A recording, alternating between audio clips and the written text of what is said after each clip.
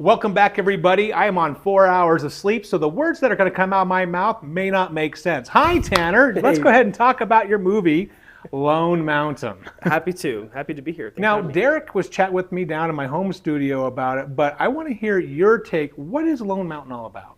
It's a great question. So the story is centered around a single character. It's a period film, and it's about him trying to get back home to his homestead. That's the plot, right? Okay. However, what it's about, there's a lot of themes in it that we've kind of written. Me and Derek, he's my co-writer, right?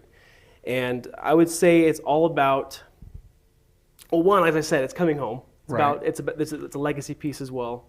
It's a lot to do with the idea of there's things present, things in the past, bridging the gap between those two things. There's some deeper meanings that when we've shown it to people that they've told me what they feel like it's about that I hadn't even really fully fleshed out, but I'm happy people have deeper insight to it. But yeah, it's all about the idea of not realizing what you have lost. That's kind of what I say in a nutshell. Interesting. One of the things I find really interesting about this movie in particular is how fresh it is, right? So a lot of films we'll get at a festival is the movie's been done for a while. It's been in front of a few test audiences. It may have gone to a couple other festivals in between.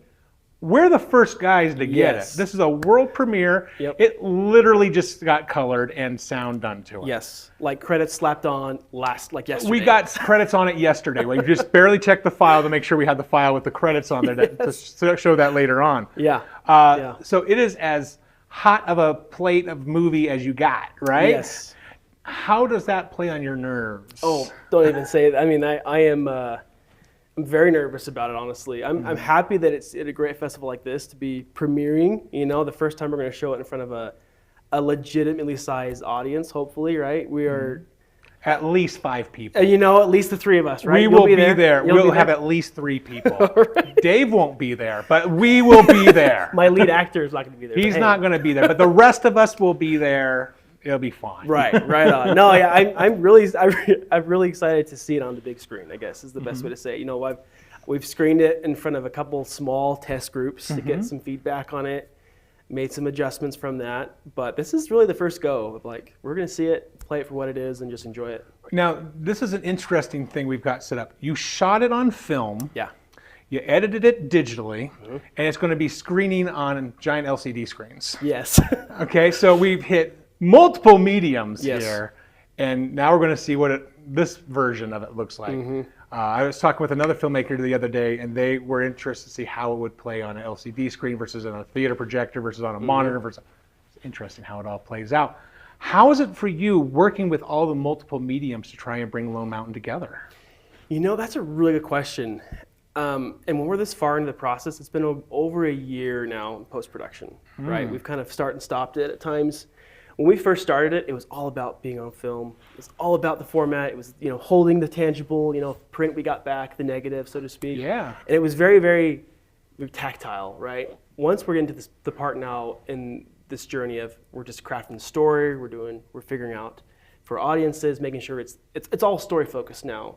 So I guess what my answer to that question is, it's no longer just about the format, right? When we have so many formats, it's more about what the story is. That first question you asked me, what's it about? What's the themes in it? And that's what's most important, really. I agree, and I love that you're able to use mediums to do that, to still tell the story and come back to where it all started, right? Yeah. The whole point was that I have the story in my mind. It doesn't matter the mediums I was able to do. I was able to create something and learn something in the process, maybe. But the story is the story is the story. Exactly. Right.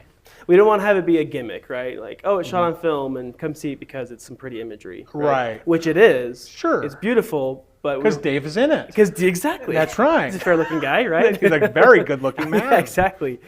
Yes, but in that hat, too. And there's mountains. And there's mountains. There's at least one. A lone mountain. A lone mountain. Yes, sir. Indeed. Yeah, no, it's a beautiful film. But yeah, hopefully it's more than that for viewers, right? Because I guarantee you 9 out of 10 people won't even realize it was shot on film.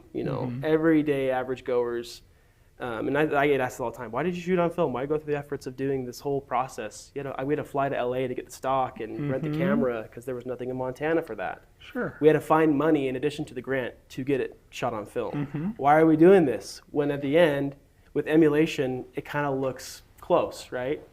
And I think Derek said really, really nicely in your interview you had with him is it's more than just the aesthetic, right? That is cool to achieve that, the authentic look of film. It's something we want to try, but it's the approach to the filmmaking. Yes. Right? So we had to be on our game. And maybe, now I look back, I kind of say, wow, we were playing with fire a little bit. I'm happy it worked out. Now in hindsight, I can say that it worked out. But we took a big risk in doing it on film for the first time for all of us on the set. Yeah. And I think it paid off. I think the way it came out. Well, and maybe ultimately it'll enhance the future stories that you want to tell and the process that you go into it and the way you would tackle each production. One of the things that I found very interesting, talking about the Montana Film Grant, there is that requirement that you have to hire a certain amount of people from Montana to qualify. How does that work when you don't know anyone in Montana and everyone is in Utah and you still have to hit a certain quota to be able to qualify for that money? It's a great question. And I'm actually in Idaho Falls, so I'm kind of in between the two. You're close. I'm close. But you're I'm kind Idaho, of straddling the line. You're you know? still not Montana. You don't count. Nope. Okay. I don't. I can't get the resident filmmaker grant that they have. So there's a certain amount that they give you, right? And we didn't get a ton, right, for this, but it was enough to get the film made. We just realized, Derek and I, early in discussions of who are our key heads of department, who do we think are going to be most essential to this production, and then what can we outsource there. And I will say, before I even brought on Derek, I went after the grant. I had already reached out to probably 5 or 6 producers, assistant directors, other directors in that area and pitched them the idea to get them on board of the concept. Sure. So when I was putting together my package, my pitch, so to speak, my deck, I had attached names, some of which actually ended up being part of the crew. Some of them didn't. They had other projects that came along and they weren't able to, or the budget didn't match their rates. But I early on had people from Montana attached to the project, which I think helped. And the biggest thing for them is they just want to tell stories that are Montana focused, that are meant to be shot in Montana. And this is a film that I had done as a concept in college in eastern Idaho, kind of a Western story. And naturally, I just thought this might be a good fit for that grant. And they thought so. I think that's really cool. And now you're ready to show it. Yeah. It's finally done. Sure, it's a little nerve-wracking, but it's done. You didn't get eaten by any of the bears. Yes. all the bears that were in the bushes. I came close. But from me to you, gosh. that bear was, That close? No, I was a little further right. I was like, I understood it was in a bush. At least you had a bush. This is not the bush. It was right? a tree. It went up a tree. Oh my gosh. Right ahead of me. That's so wild. It was crazy. But now that it's done, it's in the can, it's ready to be seen to the audiences. Filmmaking's a drug. We're always looking for our next fix. Oh yeah. Talk to me about your next fix. I was kind of wondering if you're going to ask this question. It is a drug. And I will say shooting on film is a very dangerous thing to do. Any filmmakers watching, once you start it, once you try it, you kind of get addicted to that feeling of that adrenaline rush that comes on set. 35s! Yeah. 35s! Right. Yeah, I'm sure, and I'm grateful to have my brother, who's the DP of this film. He was just as much, if not more, on board of shooting on film. If I had a DP that was not comfortable with it, there's no way I would have been comfortable, me leading the project on film, right? So he and I, as collaborators, we love the format. And so my hope is next project we can shoot on film again, right? So that's a goal. It's not guaranteed, obviously, but a couple of things in the works. I'm getting back to the drawing board with writing. I've got a couple bigger projects in mind. And it's just a matter of, we'll see how this one goes as far as, reception, response.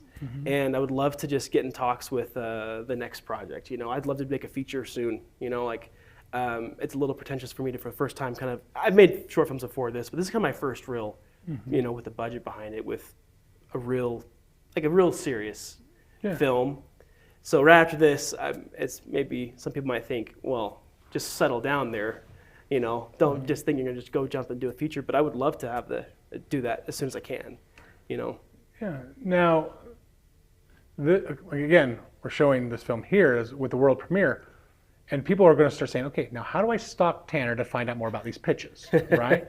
Where else is Lone Mountain going that you're going to be attending that they might be able to pick your brain more of the process that you went through or getting involved with your future projects? That is probably the nicest question someone could ever ask me. I really appreciate Well, that. you're welcome. I'm very nice. You're very person. nice. Yeah, this is a great Despite podcast. what my children say when I wake them up early in the morning to come to a film festival. Come on this podcast. That's what I'm saying. This is awesome. No, yeah, right now we are very early in submissions, right? So the only other one right now we're going to be at is Zion's Film Festival at ZIF. Yeah. So we're going to be there in a couple We're at weeks. the Sierra. That's right. That's right. Really excited to be part of that. Really excited to rub shoulders with some great filmmakers there too. We're going to be applying to some in Montana fairly soon. Makes we kind of sense. missed the window for this year's. That's why we were stoked to squeeze in at the end, and get into UIFF. But yeah, we're going to be in Montana. We also applied to one. Dreamweaver in Boise. I do. So hopefully, They put together a good show. yeah. So we got some connections there in Boise. I'm an Idaho resident filmmaker, so I'm gonna try to have as many as I can for Idaho. There's not a lot of filmmaking in Idaho, sad to say. I know. What's up with that? I don't know. I think I even saw a potato camera up there once. I don't even know why. Well, yeah. but you're probably right. I haven't heard about it. I've had potato ice cream up there, which Yes. was delicious, It's good. by the way. It's very good, yeah. Boise's better, but yeah. Boise ice cream? Haven't had any. I haven't either. Right, but I'm sure it's there. No, but yeah, Boise. We're gonna have some festivals. And then obviously we're gonna get a couple because we're a recipient of the Big Sky Grant, so we'll have a little more leaning, hopefully, to get into some out there. Again, I don't want to count any chickens before they're hatched. But I think those are good calculated Yeah. guesstimates, and because it would make sense. And as a festival guy, if I was to program something and I had a chance to program something that was made locally, I'm probably going to do that, Yeah, especially if it's good. yeah. Like I said, I feel strong about the film. I'm really happy where it's at now. Hoping juries and other film festivals feel the same way about it, and it has a decent reception, and we're able to continue to kind of roll out more and more festivals because this is too much fun to just stop with here in 100%. Zion's. But 100%. if this is the final place it rests, then what a great place to do it, right? It will have a blast either way. Tanner, thank you so much. This has been a lot of fun. Guys, I've got more filmmakers here at the Utah International Film Festival that they were just banging on the door. You couldn't hear it because I just sent this whole entire thing through a podcast, and there they are again. Yep. Okay, so we got more filmmakers waiting to come in, so we are going to let them come and talk about their films. Tanner, I'm kicking you out. All right. Get out of here. Appreciate All having me right, on. keep watching, guys. We'll be right back.